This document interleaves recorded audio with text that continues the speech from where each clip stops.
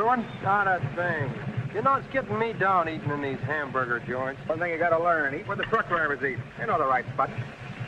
Say, I saw a funny thing up the road just now. Good-looking dame sitting in a car all alone. Yeah, what was she doing? That's just it. She wasn't doing nothing, just sitting there. I got a rule about women. If they ain't breaking the law, let them alone.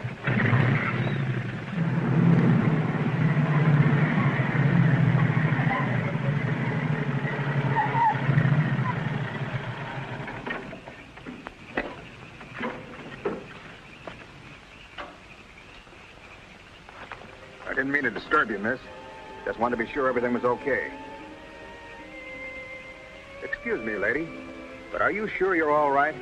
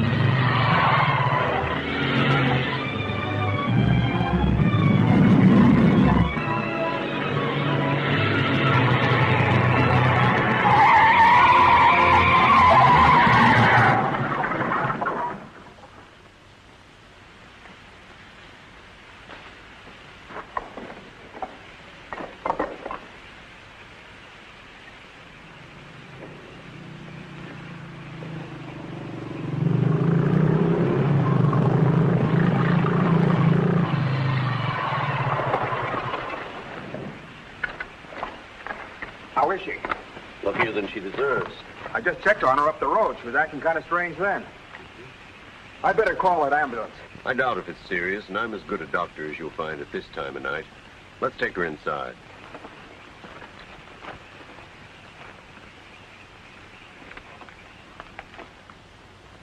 Well, no bones broken. Bruises, that's all. I think you better rest here for the night. I'm a little surprised. You're a beautiful young woman. You've been in an accident. You haven't asked for a mirror. Perhaps that fits with the way you were driving tonight. Perhaps you find the idea of living not very attractive. Is that any of your business, Doctor? As a matter of fact, it is my business. I happen to be a psychiatrist. I don't need a psychiatrist. You won't mind if I disagree with you. Here's a beautiful young woman, apparently well-to-do, apparently in good physical condition, who just doesn't care what happens to her. This is interesting. Not altogether unusual, but interesting. Of course, there are the obvious deductions. It's my life, Doctor, and I prefer to run it myself. And you don't want anyone to see inside it. Perhaps you don't even want to take a look yourself. Many women haven't the courage to face themselves, so they look for escape in one excitement after another. Half my patients are like that. But I'm not one of your patients. If you tell me how much I owe you, I'll be going back to town now. Very well. I'll drive you to the station.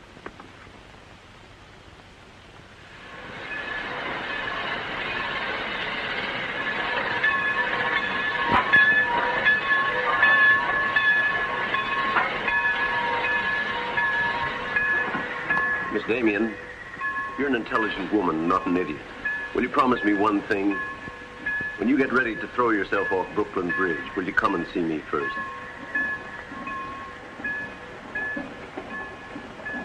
Goodbye, Doctor.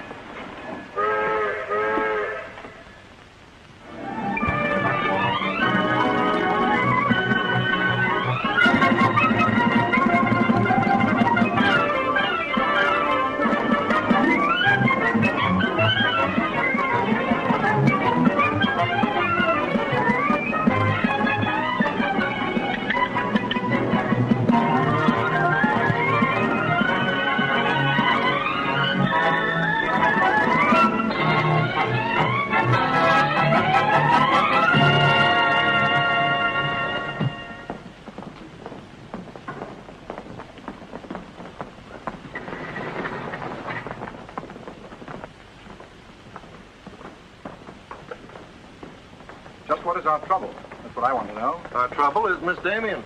Miss Damien again. She's as pretty as a picture and as stubborn as a mule. But this time, there's a lot more involved than just her opinion.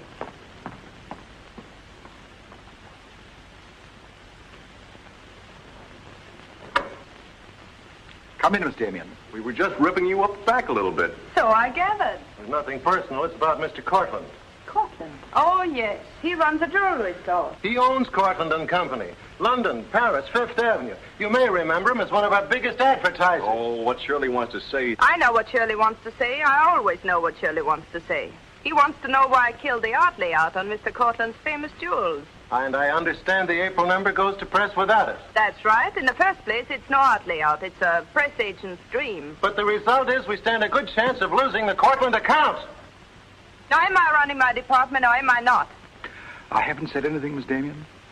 Well, I had a talk with Cortland, and he was decidedly acid about it. I'm not interested in Cortland.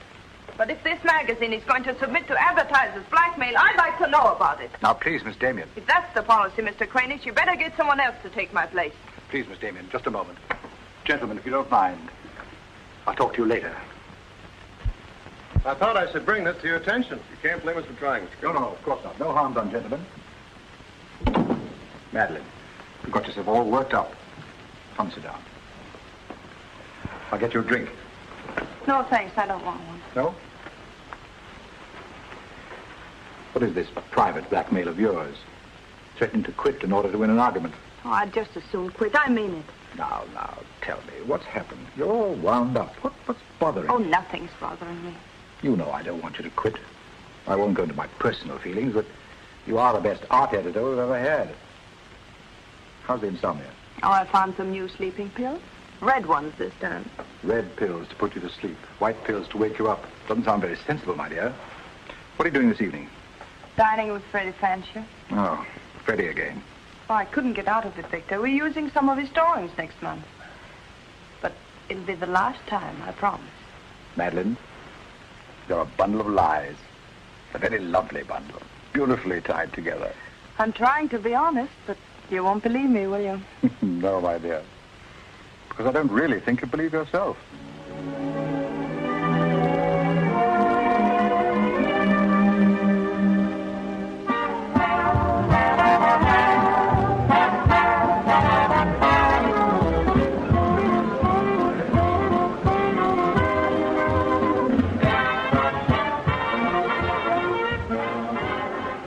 Why do you have to go back to that bore, Freddie Fancher? You haven't even given me a chance to make love to you.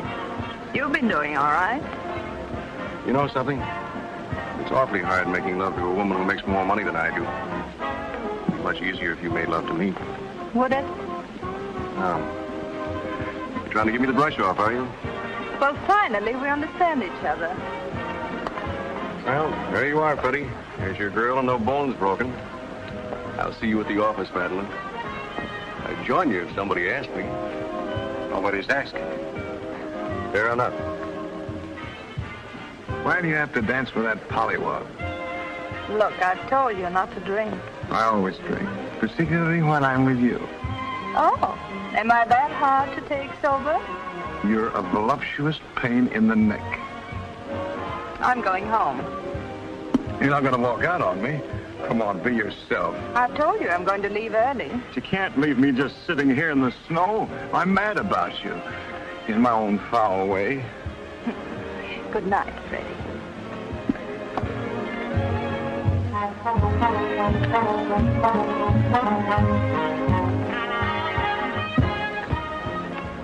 Any chance of getting a cab, Jim? I'll try, Miss Damien. Oh, Miss Damien, here's someone I know you're anxious to meet. Mr. Felix Cortland, one of our most prominent advertisers. How'd you do, Miss Damien? How do you do? Mr. Garrett is the soul of tact, don't you think? He's just been telling me all about you. Oh, I hope he wasn't that blunt. Oh, you needn't worry. I always form my own conclusions. Can I give you a lift anywhere? My car's just outside. No, thank you. They're getting me a cab. Oh, I'm very sorry. I'm sorry, Miss Damien. There isn't a cab around. Oh, how long do you think it'll be? It's hard to say.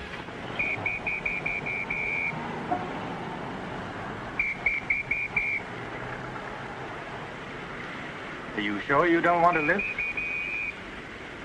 Well, there doesn't seem to be any alternative. Good night, Mr. Garrett. Good night, Mr. Cortland.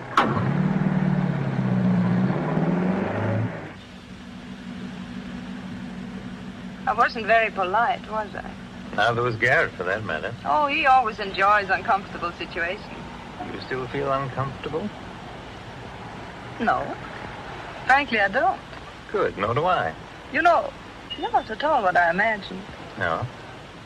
No. The big international jeweler. I happen to inherit a business that runs itself very nicely. As a matter of fact, you don't look like an art editor. More like a work of art. That layout on your jewels is still a wretched piece of copy. I can only admire your good taste. And I'm still not going to print it. I wouldn't try and persuade you for the world. Mr. Cortland, I think you're a very dangerous man. I only wish it was so. The truth is, I'm a very ordinary one.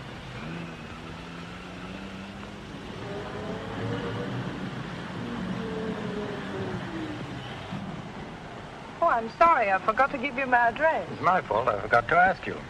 Won't you come in for a minute? No, I don't think so. Oh, but you really must see those jewels you've been insulting. They're much handsomer than the photographs. I'll need you in about 15 minutes. But I said I wasn't coming in. Oh, yes, so you did.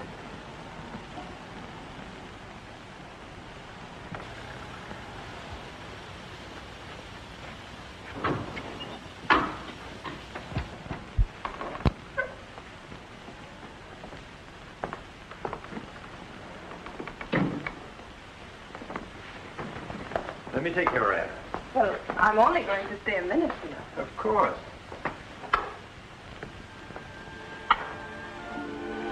What a wonderful room. I've had this place a long time. In fact, I'm pretty disgustingly rich.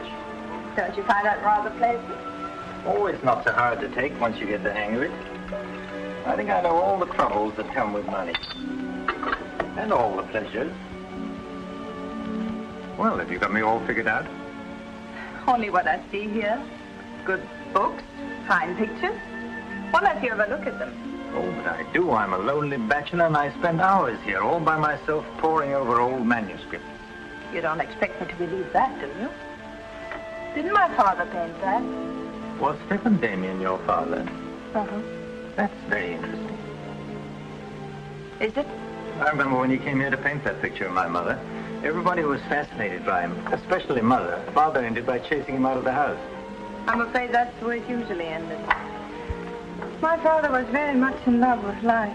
That's a Hungarian custom, isn't it? Mm-hmm. Not exclusively Hungarian. Weren't you going to show me your jewels? Oh, yes, of course. I'd quite forgotten. That's the reason we came in here, wasn't it?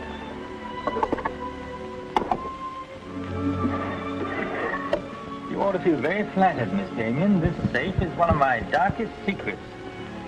You really want to see those jewels? Not particularly. I can't tell a brilliant from a diamond. Not one person in 100 can. But then very few people are intelligent enough to admit it. Thank you. How about another drink? No, thanks.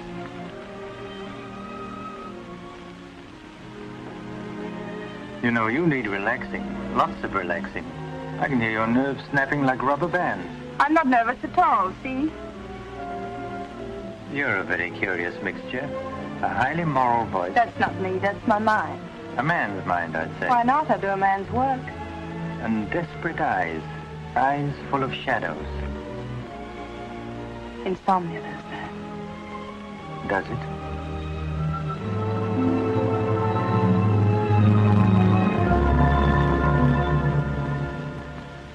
Magazine. Miss Damien, I'll give you her secretary.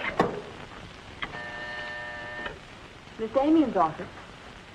No, Mr. Cortland, she's not here yet. Shall I have her call you? Yes, Mr. Cortland. Where's Glamour put? She hasn't come in yet. Well, who sent these? Mr. Felix Cortland. Mr. Cortland. That's very interesting.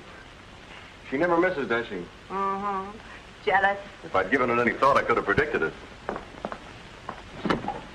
Gladys, I won my bet. She's got a new boyfriend. I guess those dames gotta have no excitement all the time. Yeah, here today, gone tomorrow. Personally, I don't see what she sees in it all. Is that any concern of yours? No, Miss Damien. I didn't hire you to gossip about my private life. No, Miss Damien. Go get your money. You're through.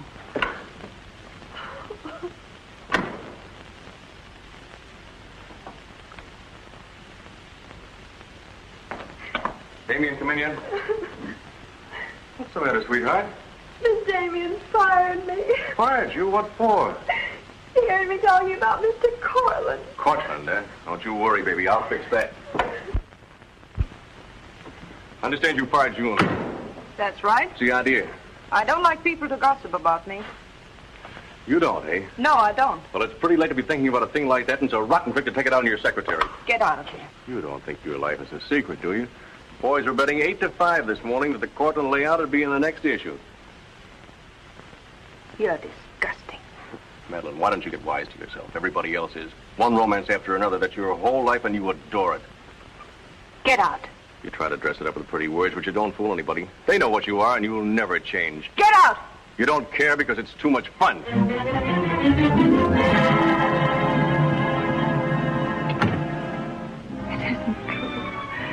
It isn't true. It isn't true.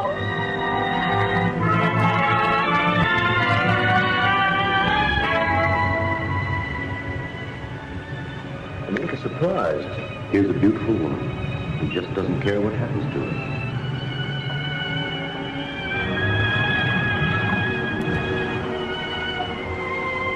Many women haven't the courage to face themselves, so they look for escape in one excitement after another.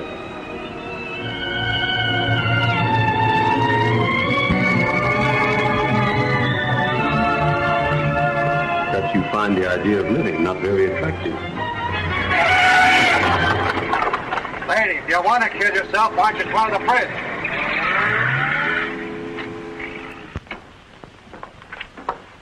I'm glad I was right. An intelligent woman, not an idiot. Sit down here. That's it.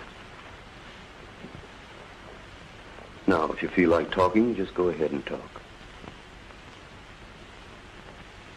You're afraid, aren't you? Well, it's our job to find out why. To explore the shadows and throw light on what we find there. Then you'll be able to see yourself clearly and face yourself honestly. When you can do that, you won't be afraid anymore.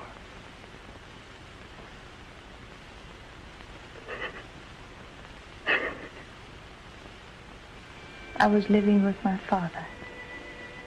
Mother had left him before we came to America. I was 10. And to me, the way he lived seemed romantic and wonderful. He was a successful painter, and women adored him.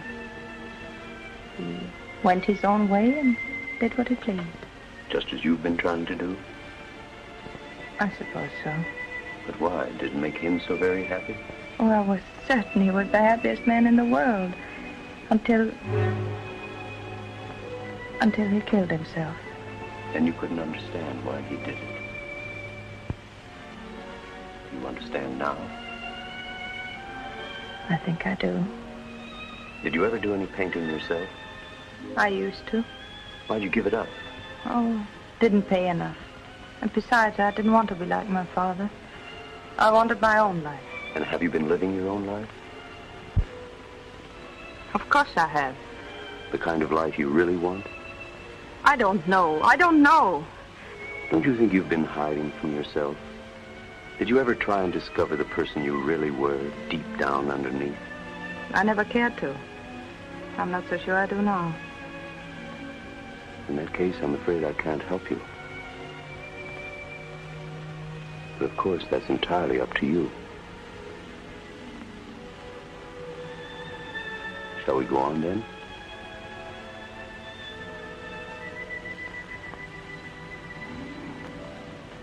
I was doing what I wanted to do. Playing my own way and making my own rules. And nobody was hurt. Nobody but yourself. And it didn't really make you happy, did it? Wasn't that because down underneath you knew there was something missing? Something important? I suppose so. That would worry you, wouldn't it? And then you would drug yourself with the excitement of more excitement. Oh, I know the pattern, Miss Damien. You're suffering from a disease of the times. A neurotic malady as commonplace as chronic alcoholism. Suppose for a moment that you were an alcoholic. They're much the same, you know. Unsure of themselves underneath and seeking reassurance from new excitement. Instead of getting at the cause, the drunkard solves his problem by taking another drink. This, of course, is no solution. And eventually we find him sprawled hopelessly at a bar, without the strength or even the desire to save himself. I can't go on with this. You're not helping me. You're insulting me. You've been insulting yourself, Miss Damien. Insulting your body and insulting your soul. Your life hasn't been gay and glamorous at all. It's just been muddled and senseless. You know that now. And if you really want to change it, you can start right away. Now it's up to you.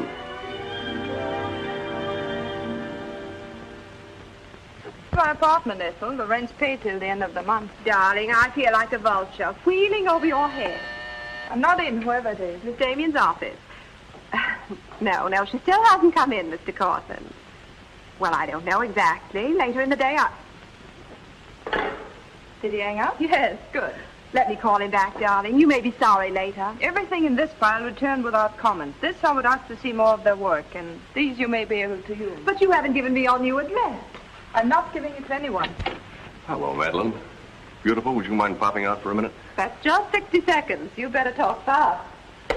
Madeline, I'm on a jam. I've got to raise some money. I need about $5,000. What do you expect me to do about it? Well, I thought you might talk to Cortland. I'm sure he'd let you have it if you ask him nicely. You're really quite a rat, aren't you? Look, Madeline, I'm in debt up to here. I only make $100 a week, and you know I can't live on that. $5,000 doesn't mean a thing to Cortland. You better get out of here before I lose my temper. You're forcing me to say things that I don't want to say, but if you're going to act cold and virtuous about it, you'll hear them. Suppose I tell Cranish. Tell him what? About Cortland. You know, you've got a very nice job here, but you won't have it very long if I tell Cranish. I don't want to tell him, but... What's so funny? As a blackmailer, you are pitiful. Go on, tell him. Tell him what a rat I am, and you are, and he is. Go on, use my phone if you want, and my desk, and my office. I'm through with all of them.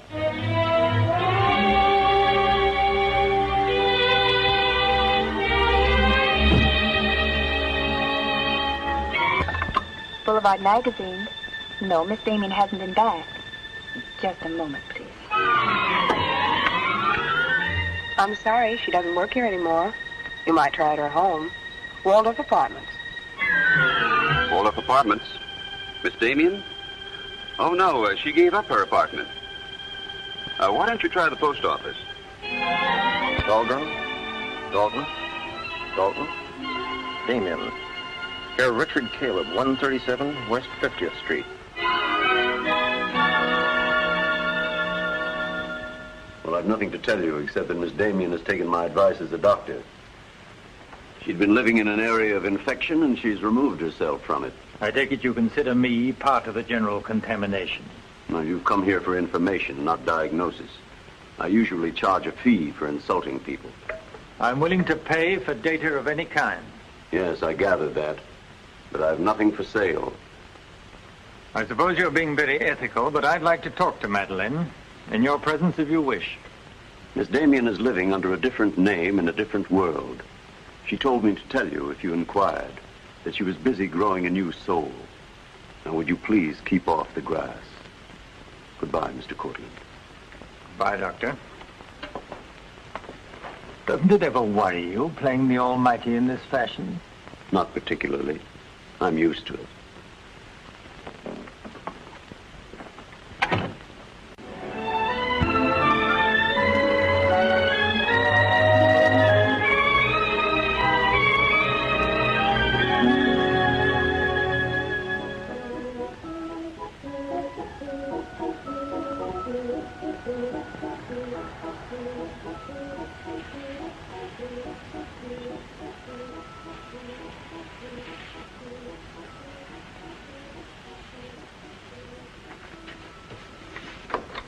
How's it look?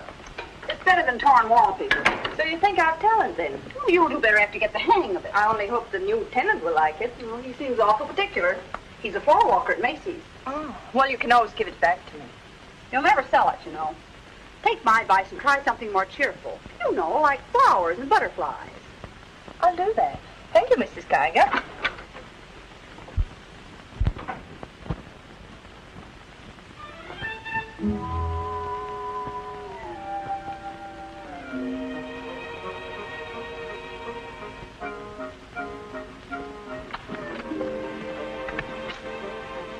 Thanks. You saved my life. Is this yours? Yes. Mrs. Geiger would scout me if she knew I kept mice in my room. Well, why do you keep mice in your room? Pathology is part of my homework. I really shouldn't bring these fellas out of the lab, but, well, I got kind of attached to this one. Now, thanks again. Hey. Women are supposed to scream. Aren't you afraid of mice? Well, no, but next time I'll scream.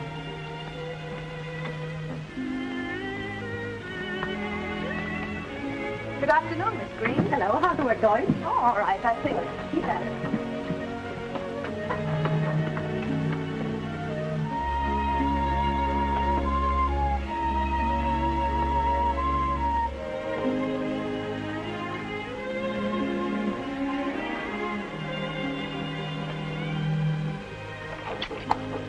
Come in. Hello. Hello. Say, you're an artist, aren't you? Well, I don't know. Oh, Mrs. Geiger said yesterday that you were.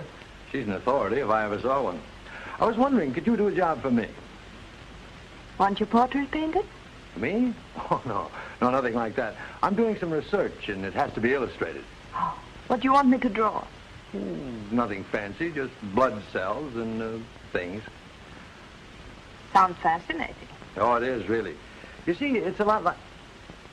Oh, no, you'd be surprised. It really is fascinating once you get in it. Of course, I'm on a fellowship, and I couldn't pay you very much. Matter of fact, I couldn't pay anything till the first of the month. That'll be all right. Oh, fine. Swell. It's all settled then. I'll see you at my place about 6 o'clock. Oh, but couldn't I... Oh, sure you can. I just live downstairs. You know, the mousetrap. Oh, by the way, my name is Cousin. Mine is Dixon. Very glad to know you, Miss Dixon.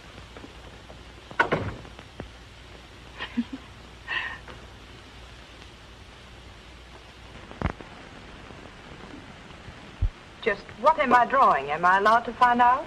Sure. Effect of anti-reticular serum on cell tissue. That's all I wanted to know. Oh, say, that's quite good. I'll take it to the lab with me in the morning. Just about ready for the next one. Do you realize it's 12 o'clock? Oh? I haven't had my dinner yet. And you haven't either.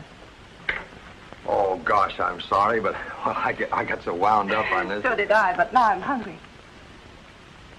Well, tell you what let's do. We'll go out and eat. That's a brilliant idea. I'll get you coated. Do you do this all the time? Only since I got out of the Army. I was lucky to get this job of research. Now I've got to get it finished. Then what? Oh, then I go back to Oregon and become the usual respectable small-town doctor. No mice? No. No mice. Head colds and belly aches. $5 a visit. Maybe you'll like it. You'll get some rest. Oh, I'll get plenty of rest, all right, but I don't think I'll like it. You folks going out this time of night? That's right. We're meeting a few friends at the Busy Bee cafeteria. We don't want to miss the floor show. We'll have to hurry. See that he eats. He hasn't got any more sense than a goose. I'll feed him with a spoon. I found it first up in a little town in Germany while I was still in the Army.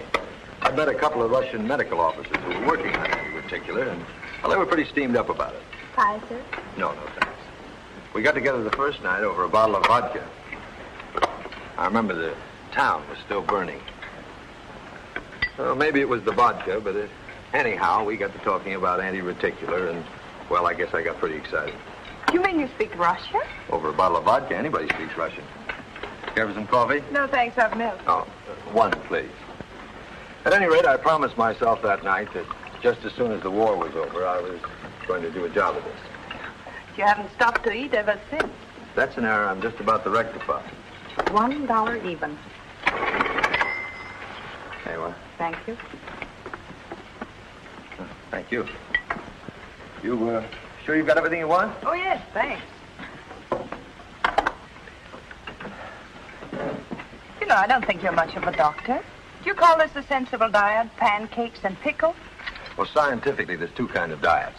The kind that doctors prescribe and the stuff they eat themselves. Oh, but you're always in such a rush. You can't make scientific discoveries that way. Sure you can. Take Banny. He saw some flies nibbling in a piece of pancreas. Figured out that there must be sugar in it, and in 1 minute he had the idea for insulin. You know, you're a very lovely girl. You're not being very scientific, Doctor. Oh, but I am. It's the very heart of science. It's the truth. Let's talk about insulin. Insulin.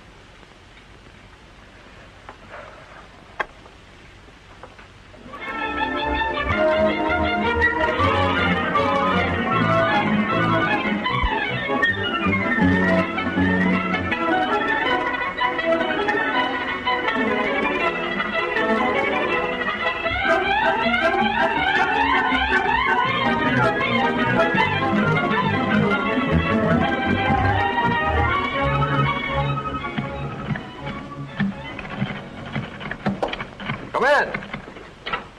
Hello. Hello. Say, did you buy these new manuscript covers? Yes, are they all right? Oh, sure, they're fine. How much they cost? Oh, nothing at all. Something like 20 cents. Oh, nothing at all, huh? You know you can buy a pair of good mice for 20 cents? David, I have some wonderful news. I just sold a picture. No fooling. Who bought it? The floor walker downstairs. He said it's almost as good as a photograph. Well, the man has great taste. Oh, I think it's wonderful. I'm proud of you. And I'm a little proud of myself, too. David Cousins on anti-reticular. Oh, David, it looks fine. It's important, isn't it? I mean, not just to you, but really important. Well, it won't cure all the ills of man or beast, but... Yes. Yes, I think it may be important. And I also think that I better hand it in before I start changing it again. Like to come along? Oh, could I? Well, sure. Why not? I think you've been drawing blood cells long enough. It's time now for you to meet one of them face to face.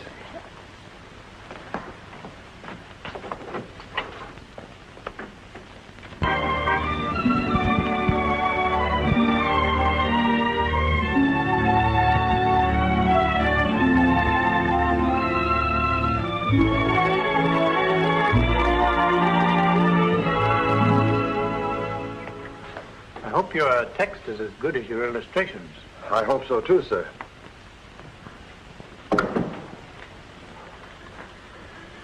Well, that's that. You didn't tell him they were your drawings, did you? I didn't tell him they weren't. Come on, I'll show you my lab. Coffee. I wouldn't try and drink it if I were you. Assistant pathologist.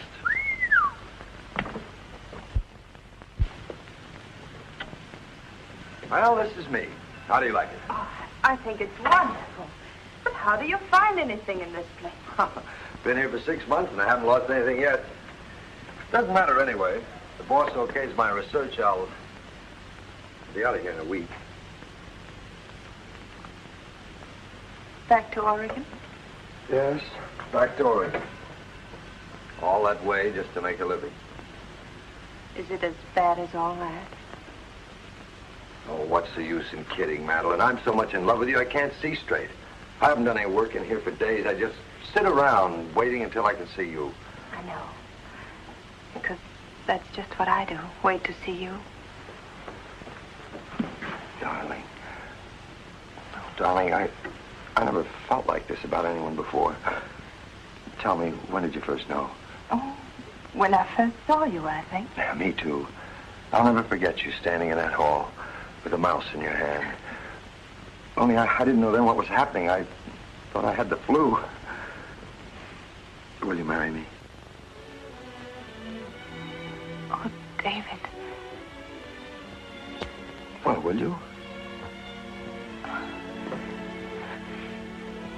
We don't know each other. I mean, you don't know me. Oh, but I do. Of course I know you. Now, what do you want to know about me? David Cousins, M.D., University of Oregon, Captain Medical Corps Reserve, young, healthy, and very much in love. Will you marry me? Oh, please don't ask me now. Well, I've got to ask you now. I want to marry you now. Please give me time, David. I'm all mixed up. I'd like to go home now. All right.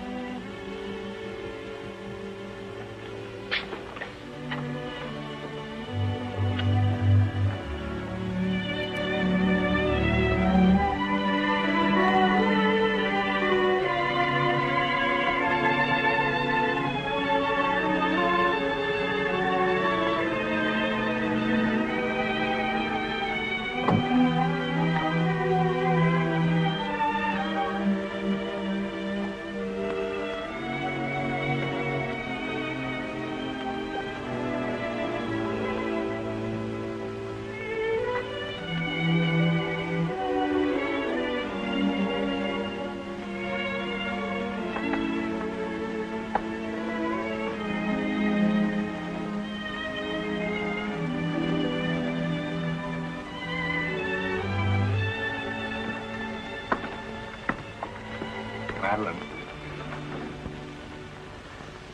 You haven't answered a rather important question I asked you. I can't say no, because I wouldn't mean it. Darling.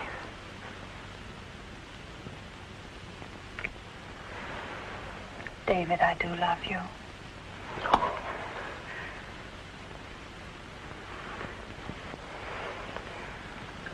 Good night, darling. Good night.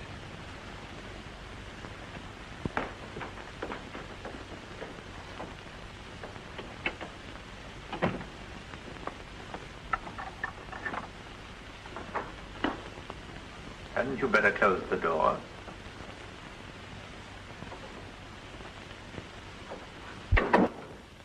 A gentleman I hired provided me with your new address and the proper keys. Suppose someone had seen you. You wouldn't have cared, would you? I didn't think it mattered. You see, I expected to find you wretched and lonely, grappling with your complexes. Rather naive of me.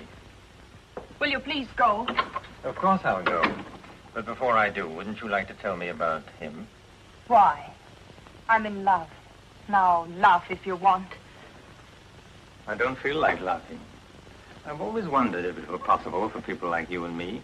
And you think you've really got it? Love eternal, the fireside, the slippers, the whole thing? Yes, the whole thing.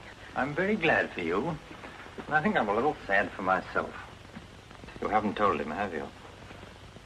Told him what? Well, about me, for instance. Why should I tell him? You're absolutely right. You shouldn't. Men prefer to keep their illusions, don't they? Please go. If you ever need me, you will let me know, won't you? And don't call the past too many names.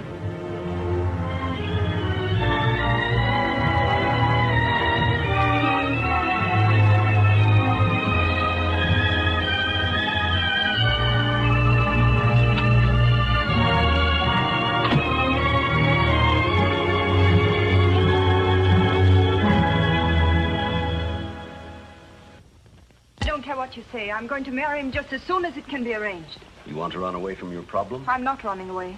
You are, you know. You're looking for security from someone else instead of building it within yourself. But I love him. I can't talk to you if you don't believe me. Falling in love doesn't cure everything overnight.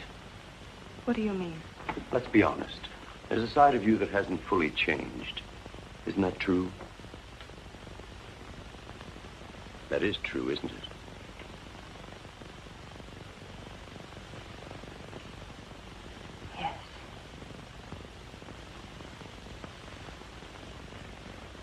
Have you still not told David about yourself?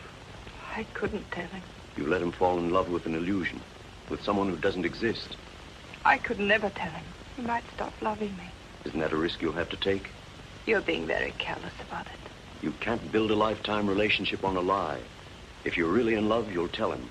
With the others, it was different. But if you love him... Will you please stop saying if? How many times must I tell you I love him?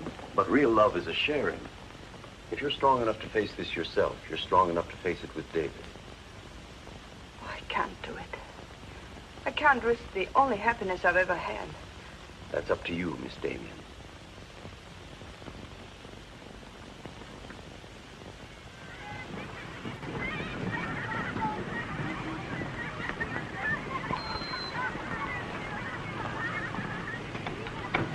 Hi. Hello, darling. You're home early, aren't you? Well, I didn't get fired, if that's what you mean. Dr. Lips read my paper. Really? What did he say? Well, he liked it. Oh, David, that's wonderful. The only trouble is he thinks it's so important he wants me to go to Chicago and read it before the convention. Oh, David, no. Well, that's not my idea. I don't want to go. Well, when will you have to leave? Tonight. Got to catch the 8 o'clock plane. And when will you come back? Oh, I don't know, a few days. But I tell you what, as soon as I get back, let's get married. You can get a license in 3 days, and it only takes 15 minutes to get married. You still want to marry me, don't you? More than anything in the world.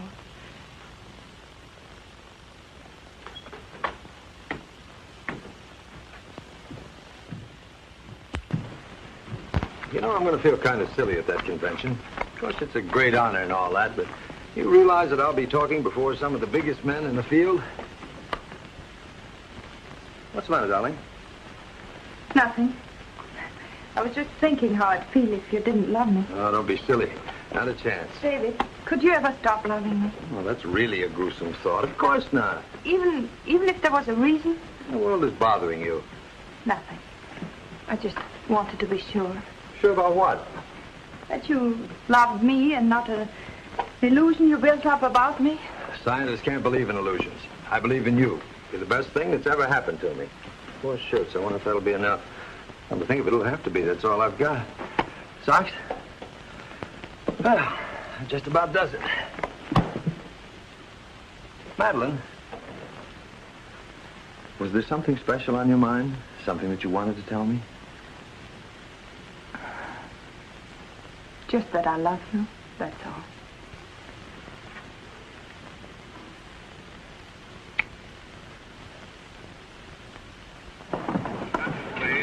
Flight 41 downloading at 86 for Chicago. Passengers on Flight 41 for Chicago. Write me every day? Every day. Hope you miss me. Hope you suffer like a maniac. I will, I promise. Oh, gosh, I hate to leave you. You know, I'm going to be jealous. Jealous of what? Oh, I don't know. Nobody, everybody. Just jealous. Darling, I belong to you. Don't you know that? I'm only alive because you love me. We'll be married the minute I get back. Well, look who's here. If it isn't Madeline. How are you? It's been a long time.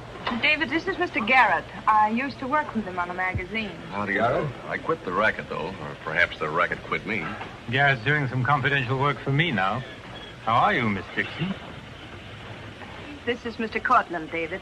Dr. Cousins, my fiancé. You're a very lucky man, Doctor. I think so. Well, goodbye, Miss Dixon. My congratulations to you both. Oh, thank you. Good night. Good night. I don't believe a minute of it, do you? Garrett, you're a very cynical man. You don't believe in true love.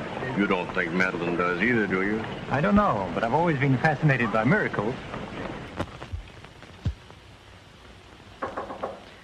Come in.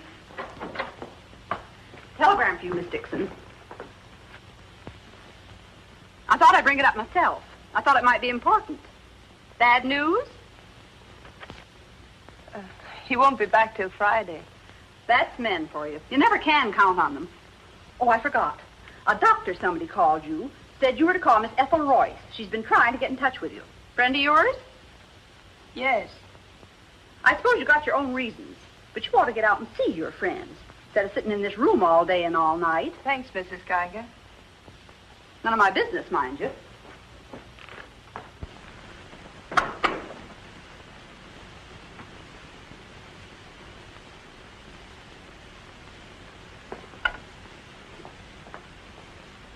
Ethel, this is Madeline. Madeline. Darling, but this is really a voice from the dead. I pestered that doctor of yours for hours. I just have to talk to you. Well, what about? Well, you remember that art supplement, the one you started? Well, I do need your help, dear. I'm in an awful mess. Sorry, dear. I'll never come into that office again as long as I live. Oh, but I wouldn't ask you to do that. Just meet me somewhere. It'll only take an hour, I promise. Well, if it's just the two of us. All right. I'll be there at 5. Oh, so relieved. We were really desperate. Wonderful. I'm just dying to see you. Bye, dear. She'll do it. Good. Wonderful thing, professional pride. It never dies. How'd you sound? Awful. What do you expect? Too bad. Victor, I don't want you to be there. Wouldn't think of spoiling your reunion, my dear. I don't trust Madeline, doctor or no doctor. Nor you either, my sweet.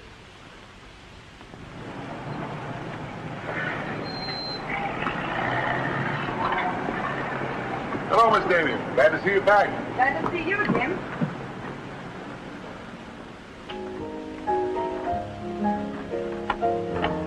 Hello, Luigi. Is Miss Royce here? She just came in, Miss Damien. We've missed you, Miss Damien. Have you been away? No, but it's nice to be back just the same. Hello, Ethel. Darling, you look wonderful. A little pale, but so interesting. You know, I can't stay very long. Oh, I understand, dear. We'll get right to work. The usual, Miss Damien? Well, I don't know, Carl. You'd better. Wait till you see the mess I'm in with the supplements. All right, Carl. Darling, I'm just dying to hear what you've been up to. You must tell me everything. but there's nothing to tell. Come on, let's go to work.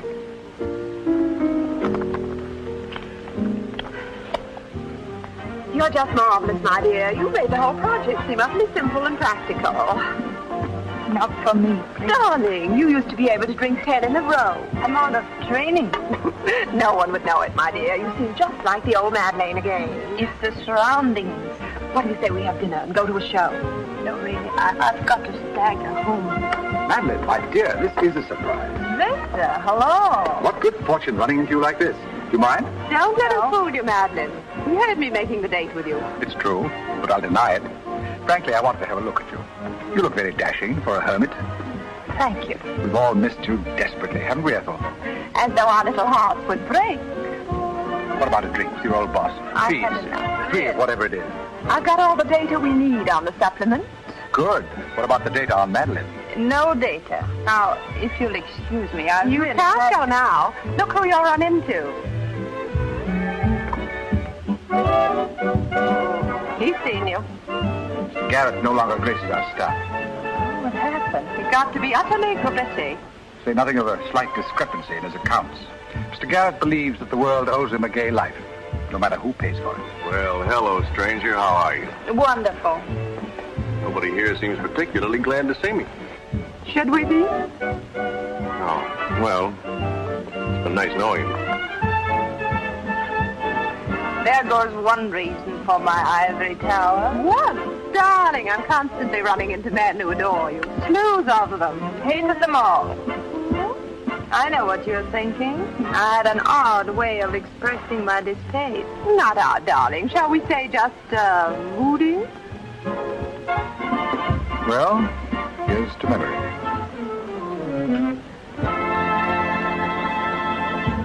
May I speak to Mr. Cortland, please? Just a moment, sir.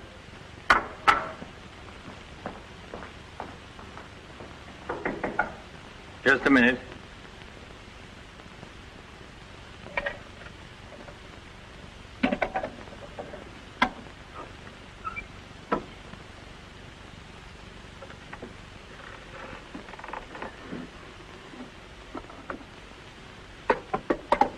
Come in. Mr. Garrett on the phone, sir. All right. Hello, Garrett. I have some interesting news. Do you know who's here? Madeline. How considerate of you to call. By the way, I've just been through the stones in my safe, and one's missing. The stone's not terribly important, but you're the only person who knows about my safe, and the fact is you did have my keys for quite a while yesterday. What are you getting at? Only that I don't like thieves. But you're being ridiculous. Let me come over and talk about it. There's nothing to talk about. I'm taking it up with the police. But, Cortland, you can't do that.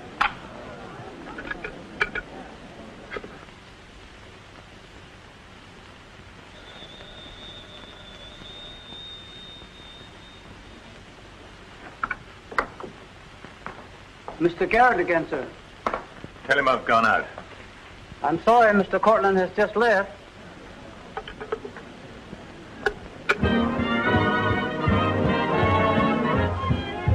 Are you all right, darling? Of course I am. You're not going to disappear again. Oh, yes. Back to my treetop.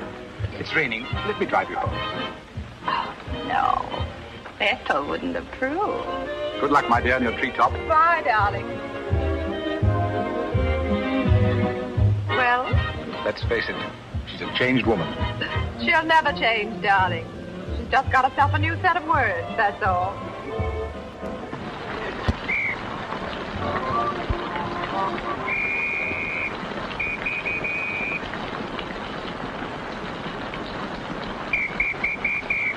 Madeline.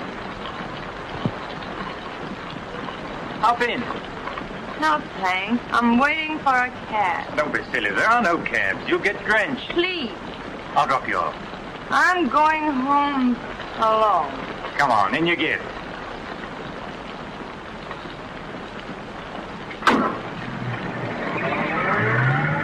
I hope you didn't get too wet. Your concern is touching. Quite a coincidence finding you in the rain. Is it? I can't lie to you, especially when there's no point to it. I was informed you were playing hooky. You're detestable. I'm really not detestable at all. I happen to be very fond of beauty, which shouldn't be a crime in your eyes. Please, no debates. I'm a little dizzy. A good dinner will soon take care of that. Why do you always hound me? You know I despise you and everything you stand for. There's always a chance I may be able to improve your opinion and your manners. I'm sleepy. You know you're very lovely. Please don't bother. I'm not listening.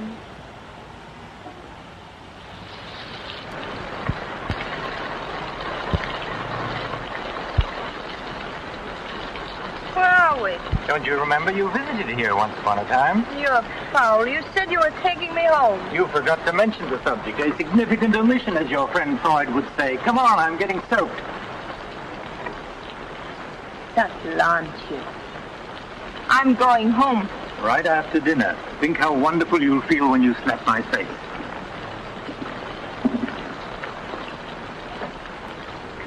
That'll take the chill out of your bones, and maybe even your heart. Still cold? Oh, no. It's quite warm in here. Dear. Thanks. Very warm. Light? No, I'm not really detestable, am I?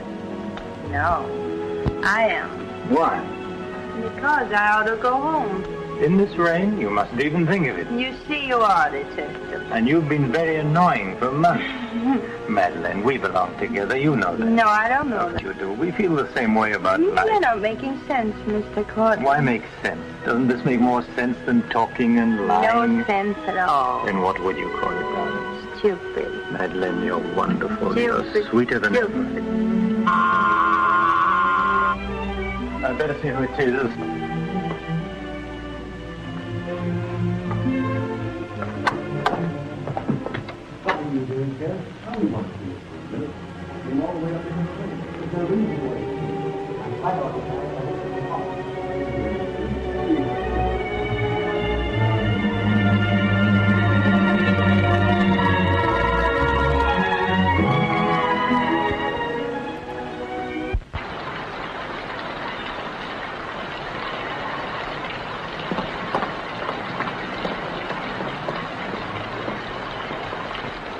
I tell you, I'm going to raise the money. I'll pay you, honestly. I don't like dealing with thieves. That's a job for the police. You swear out a warrant, you'll never get a dime. Look, I didn't sell it. I just handed him some money temporarily. Here's the pawn ticket. I'm not interested in pawn tickets. Good night, But, Carter, you got to give me a chance. I said good night.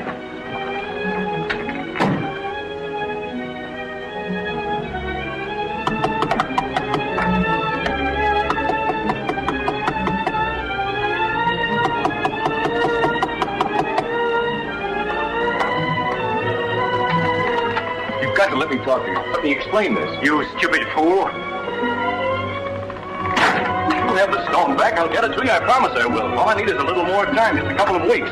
What are you doing? Phoning the police. You can't do that. I'm not going to let you ruin me.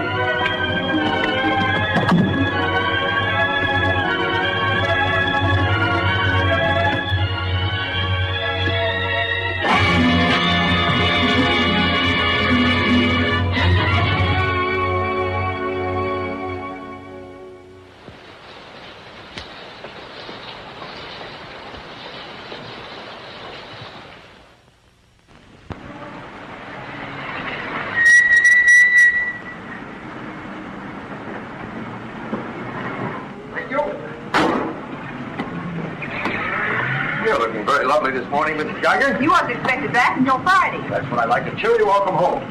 Is Dixon upstairs? I haven't seen her this morning. Who is it?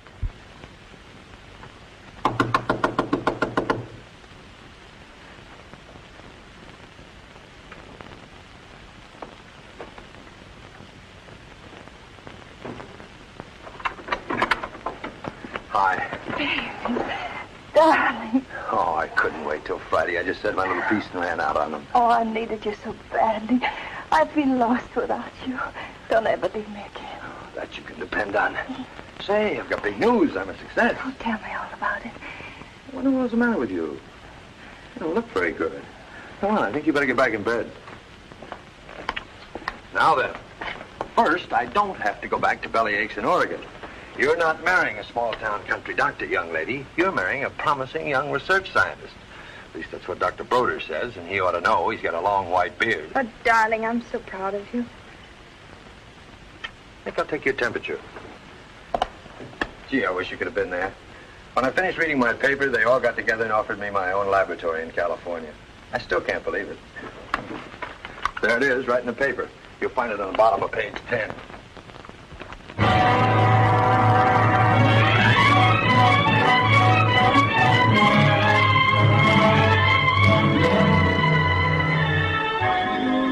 He makes you feel that you're really important. You know what he said to... Madeline, what's the matter? David. Oh, darling, you're cold as ice. You've got a chill. You stay right here. I'll be back in a minute. Oh, don't go. Don't leave. I'll only be a second. I want to get a hot water bottle and some more blankets.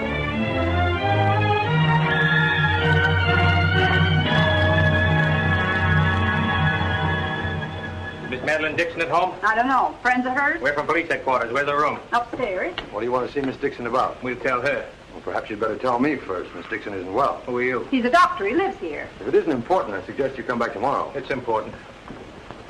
Could you get some extra blankets and a hot water bottle, please? You a friend of Miss Dixon's? Yes, what? Just asking. Well, what is it, an accident or something? I wouldn't call it an accident.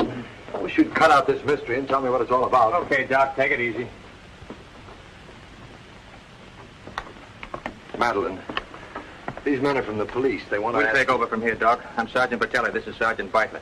You're a friend of Felix Cortland's, weren't you? Matter of fact, you were with him last night. No, I wasn't. Did you see Mr. Cortland any time yesterday? No, I didn't. Now, look, Miss Damien, we wouldn't be here asking questions unless we already knew most of the answers. Oh, wait a minute. Her name's not Damien. I think you've got the wrong party. I think maybe you've got the wrong party, Doc. Her name happens to be Damien. This happens to be a case of murder. Take a look at that newspaper. I want to know what's going on in here. This is my house, and I've got to know. Sorry, madam. We'll talk to you later. As long as I've been here, there's never been police Take in her this and see house. what you can Come find on, out. lady. Come on. Now, Miss Damien, tell us what happened last night. What time did you leave Cortland's house? Oh, David. You and this guy Cortland were pretty sweet on each other, isn't that right? Oh, but it isn't. It isn't true. Now, according to the chauffeur, you got to Cortland's house at 6:45. What time did you leave? Oh, but I didn't go into the house. I met him by accident. David, don't look at me like that. How long have you known Miss Damien, Doc? Not very long, only a few months. Know that she was mixed up with this guy Cortland? Oh, it's a lie. David, it's a lie. Okay, so you didn't go into the house with Cortland? No, I didn't. He wanted me to come to the house, but I wouldn't do it. Oh, I didn't go into the house. I didn't, I tell you. Who you telling, me or the doc here? Did you get anything? She came in about 9. In a cab? No, she was walking in the rain. Landlady said she looked kind of wild-eyed. What about Cortland? He was here, all right. He visited her a couple of weeks ago. Get the date? Yeah, April 10th, around midnight. Anything else? The landlady thought that Cortland had a key to this place. She was kind of vague as to how he got it. I didn't give him a key. David, you can't believe that. I've got his key ring here. This one fits. He had a key, all right. But I didn't give it to him. Where are you going? Oh, David, don't leave me. I didn't kill him, I swear. I didn't kill him. Who cares whether you killed him or not?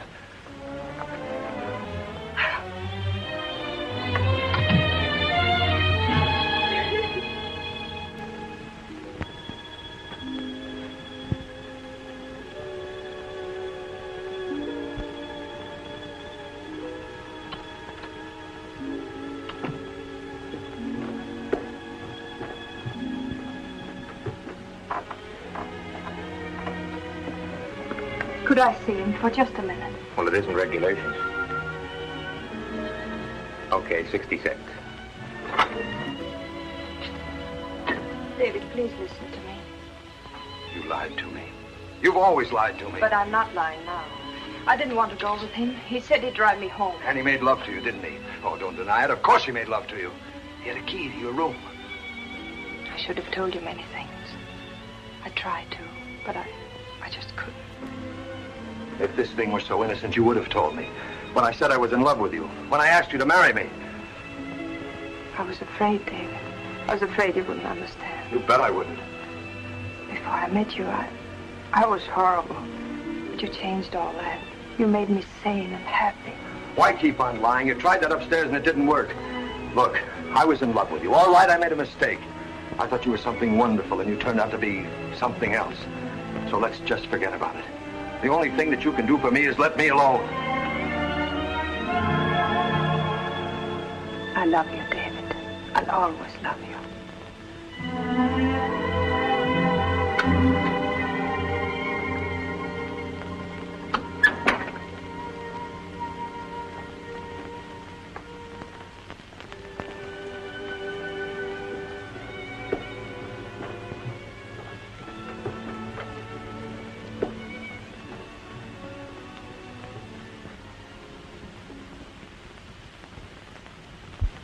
And so, ladies and gentlemen of the jury, the prosecution will prove beyond a shadow of a doubt that Madeline Damien is guilty of the premeditated murder of Felix Cortland.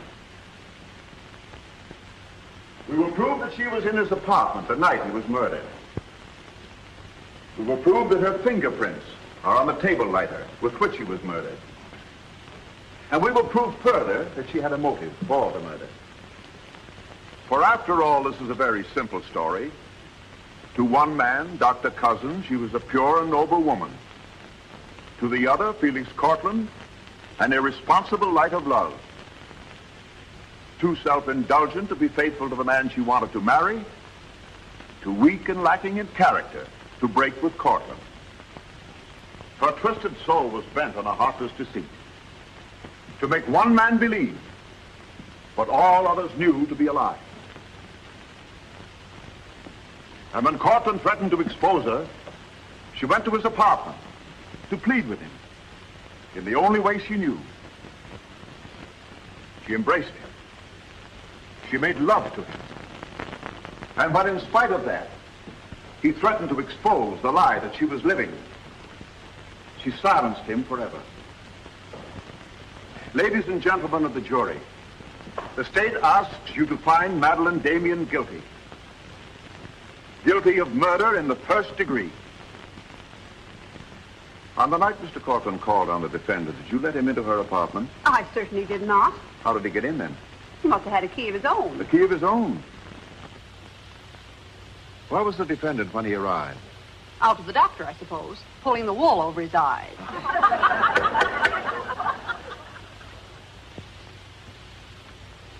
Thank you, Mrs. Geiger. Your witness, Mr. Mitchell. You've got to let me cross-examine her. No questions. Miss Damien, I can't defend you properly if you won't let me. You've got to put up a fight. Fight? What for? And now, Mr. Garrett, just what was the nature of the work you did for Mr. Cortland? Well, most of it was personal. Confidential secretary, I suppose you'd call it. And in that capacity, you were in a position to learn a great deal about his private life? Yes, of course. Did Mr. Cortland know that Miss Damien was lying to Dr. Cousins and concealing her true character from him? I'd rather not answer that question, Mr. O'Brien. You see, both Miss Damien and Mr. Cortland were friends of mine. Yes, I understand. Well, let's get back to the meeting at the airport. What was the attitude of the defendant when Cortland saw Dr. Cousins? She was embarrassed, naturally. Yeah. She was embarrassed, naturally. Thank you. Your witness, Mr. Mitchell. I've got to cross-examine. If I don't, we haven't a chance. Don't ask him anything. No questions. Were you a close friend of the defendant? Yes, I was. Did she confide in you on matters of a personal nature? Yes, she did. If you were asked in this court, do you think you could recall any of those intimacies? I could recall some of them in lurid detail. Your Honor, I object. Objection sustained. Well, let me ask you this, Miss Royce. Would you say in general that men found Miss Damien attractive? Definitely. And would you say that Miss Damien found men attractive to her? I'm afraid I most certainly would. You would? What were the relations between Miss Damien and her former employer, Mr. Cranish? They were friendly. In your opinion, was there anything more than friendly? I object, Your Honor. The question calls for the conclusion of the witness and is prejudicial. Objection sustained. Dr. Cousins, I'm Dr. Caleb. Miss Damien's a patient of mine. I don't happen to think she's guilty of murder, do you? No, I don't. She may be guilty of other things, but in there she's being tried for murder. And she won't even defend herself. She's got a pretty good lawyer, hasn't she? She needs your help, Doctor. In her own mind, she's not on trial for murder. She's on trial for those other things. And it's not the judge who's trying that case, it's you. I don't want to be rude, Doctor, but I don't think you know what you're talking about. I'm sorry to disagree. You see, I've been treating Miss Damien for some time. I happen to be her psychiatrist. Dr. Caleb. I'm sorry to have bothered you, Doctor.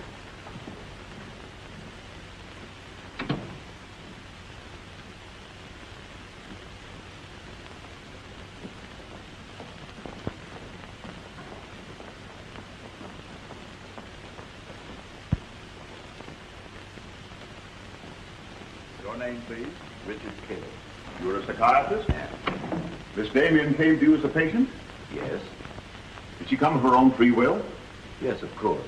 Isn't it true, Doctor, that people do not go to a psychiatrist unless they consider themselves, well, shall we say, not well balanced? In general, that's correct. As a matter of fact, wasn't Miss Damien on the verge of committing suicide when she made her first visit to you? Your Honor, I object. Well, no matter. We'll prove that by other witnesses. However, is it not true that people who come to you as patients come with problems? Objection. Objection overruled. Well, Doctor? There'd be no point in their coming to me if they didn't have problems. So the defendant came to you with a problem. Do you mind telling us, Doctor, in your opinion, just what was Miss Damien's problem? That is a confidential matter between doctor and patient. I'm afraid I can't discuss it. Well, during the course of your treatment of Miss Damien, did you ever discuss her relationship with Dr. David Cousins? Yes, we did. Well, bearing in mind the fact that she's engaged to be married to Dr. Cousins, do you think she was as frank with him as she should have been? As a matter of fact, I urged her to tell him everything. And did she? Not to my knowledge. Well, why not, Doctor? Why didn't she? I'm afraid you'll have to ask Miss Damien about that. Did you ever meet Dr. Cousins? Yes, just a few minutes ago. Well, I'm sure you found him a reasonable, intelligent young man, and yet the defendant refused to confide in him. Having met Dr. Cousins, I think I can see why Miss Damien hesitated to confide in him. Do you mind telling us why? It's my impression that Dr. Cousins hasn't the capacity, either emotionally or intellectually, to understand a problem like Miss Damien's.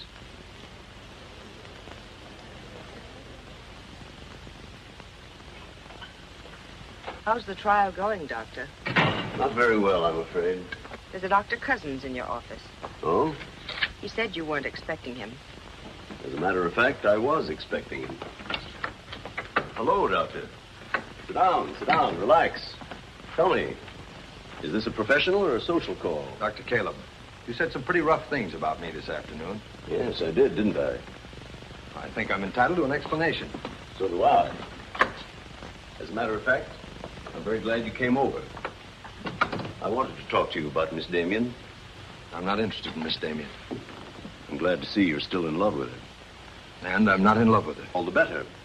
Then we can approach the subject of Miss Damien as one scientist to another. You see, I'm interested in Miss Damien because she's a patient of mine. I believe I was well on the way to solving her problem. It would be most distressing to me if she were to die now for a crime she didn't commit. It would be as though you had lost one of your white mice, one that you had just inoculated. What's all this got to do with me? Only this, that when you testify tomorrow, you'll be asked to tell the truth, the whole truth. The whole truth about a human soul is a complicated proposition. Now, I'm not going to tell you anything about Miss Damien that you haven't already heard. But isn't it possible that you've picked up a few stray facts and added them up to a conclusion that's entirely wrong?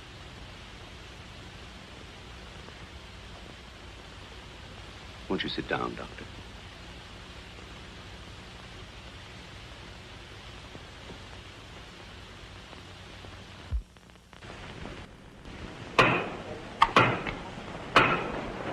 Hear ye, hear ye, hear ye. The court is now in session.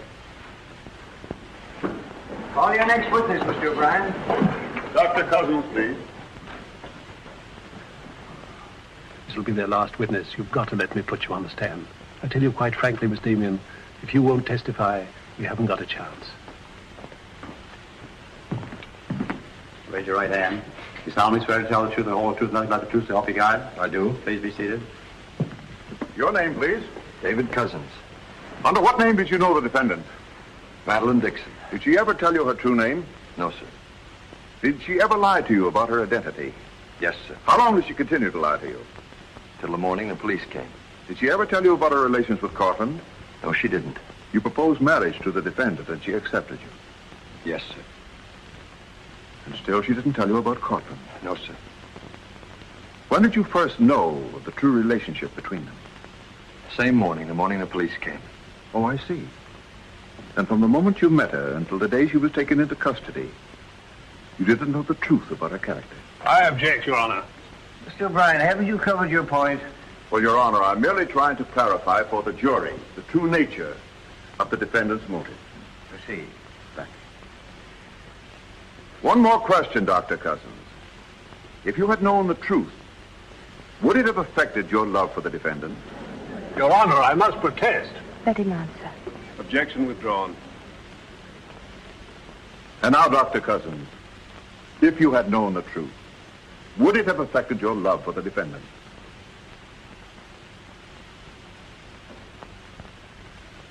I was in love with Miss Damien then, and I'm in love with her now. Your witness, Mitchell? No questions.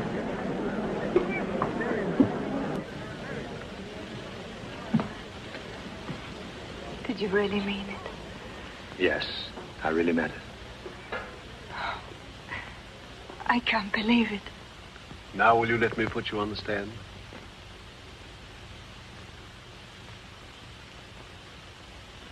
You admit you went to Cortland's apartment that night? Yes.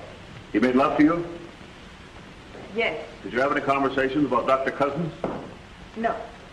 Positive? Yes, I am. But tell me, Miss Damien, were you in love with Felix Cortland? No, I wasn't. Were you in love with Dr. Cousins?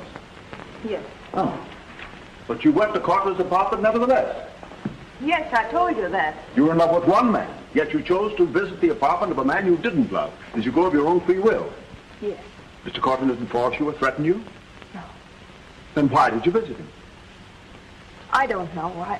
I made a mistake. You made a mistake. As you told us on several occasions that you and Mr. Cortland were interrupted by a mysterious intruder, can you tell this jury anything definite about that person? Anything at all?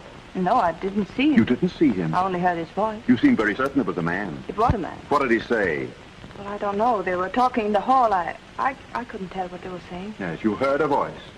You're willing to swear it was a man, and you couldn't hear what he said. Now, what sort of a person do you think would be calling at that time of night? A bill collector? A man selling magazines? Or perhaps even a burglar? Why not a burglar? Mr. Cortland was a very wealthy man. He must have been a very timid burglar because nothing was stolen. Of course, you realize that Mr. Cortland kept his jewels in a vault at the store? Not all of them. He kept some at home in his safe. Safe? What safe? The one in his living room? You didn't by any chance see that safe, did you, Miss Damien? Yes, I did. The court, please. This is the first we've heard about a safe. I asked for a recess to examine the apartment. Well, Your Honor, we've been all over the apartment. But if there is a safe, and if it has been robbed... Gentlemen, court is adjourned until tomorrow morning. I suggest the district attorney, the attorney for the defendant, examine the apartment together. What about this safe, Mr. O'Brien? What safe? How about the pictures on the inside, Mr. O'Brien? You boys better wait outside. I may have a statement for you when I come out. Mr. O'Brien. Huh? Mind if I tag along? I don't know why you're sure. The fine witness you turned out to be. Couldn't help that, sir. All right, Garrett, where's the safe? Me, Mr. O'Brien? I don't know of any safe in here. I didn't think you did. If you want an unbiased opinion, I don't think there is a safe. Well, here's the learned counsel. Perhaps he knows. Where's the safe, Mitchell? My assistant's checking the location with Miss Damien. He'll be along in a minute. Oh, you're on a dead one. While we're waiting, maybe Mr. Garrett could tell us where the safe is. I've asked him, he doesn't know. I don't understand that, Mr. Garrett. You were very close to Cortland, weren't you? That's right.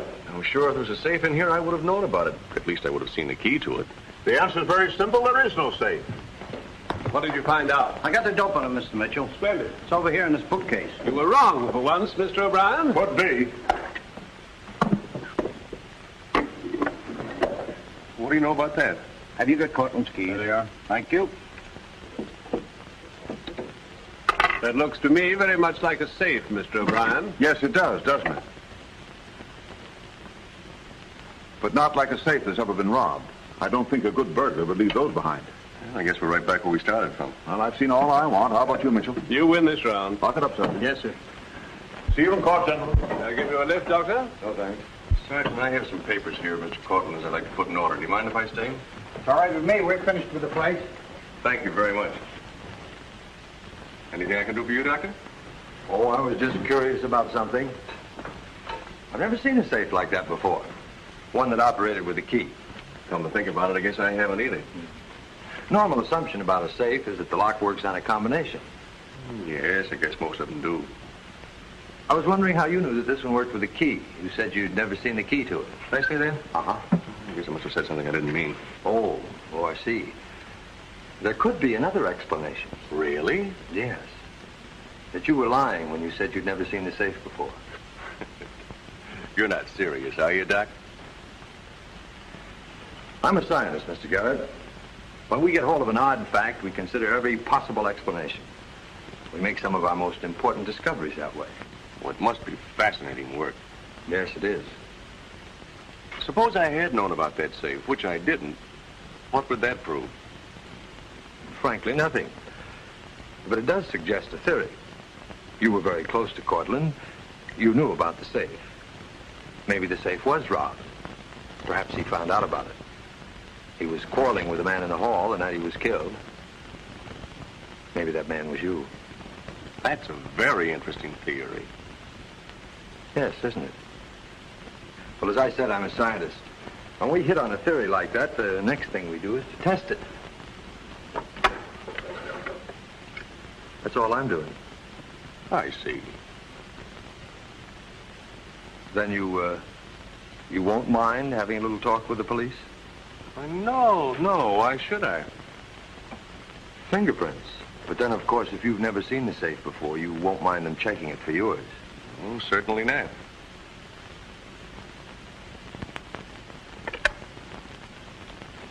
The number is Spring 73100.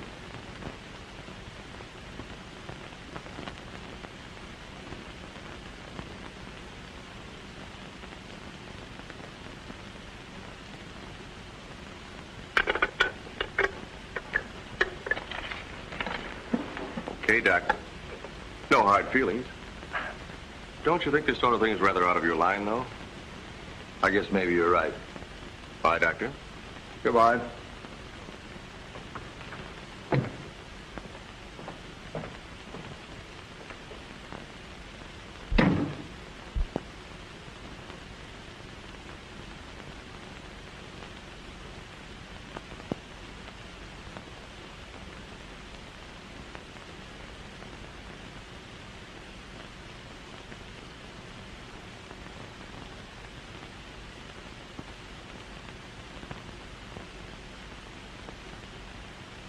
Spring 73100, wasn't it, Mr. Garrett?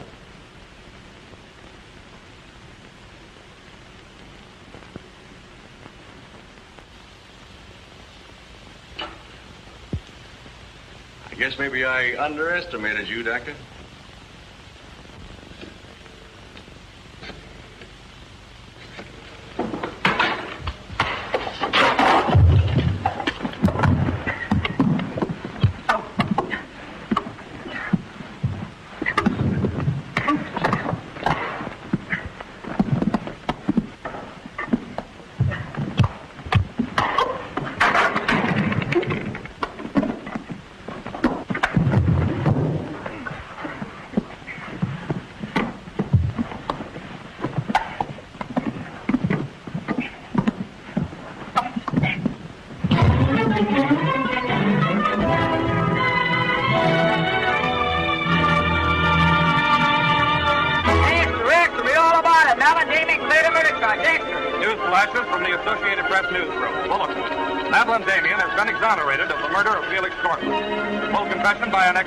Jack Garrett is in the hands of the district attorney. It was a trial marked by many surprises, notably the beautiful defendant's startling disclosure of the jewel vault hidden in the apartment of the late diamond importer. The beautiful Madeline Damien goes free, and Broadway is tipping its hat today to the young doctor who engaged the murderer in a battle royal. Mrs. Geiger, I've been looking for Miss Damien. Have you seen her? She's gone. She asked me to give you this. Gone? Well, where did she go? I couldn't get a word out of her, but I know she left the airport more than an hour ago.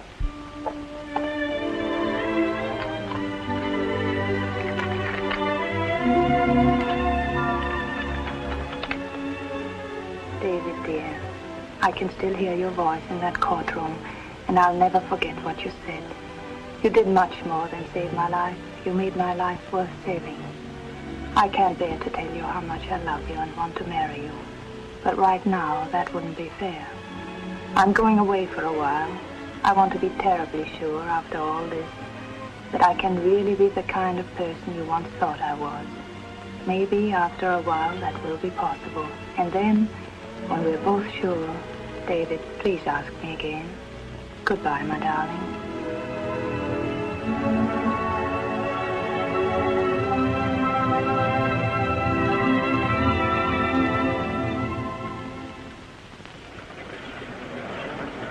Passengers on Flight 41 boarding at Gate 6. Will you try and see him once in a while? Of course. You see, I want to be sure of myself. I'm sure of you.